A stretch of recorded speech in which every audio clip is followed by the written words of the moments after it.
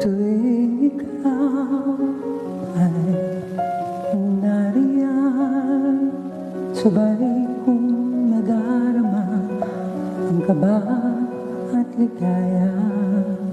Ang iyong tinig o wari ko'y di marinig pagkat namamangha pagkausap ka.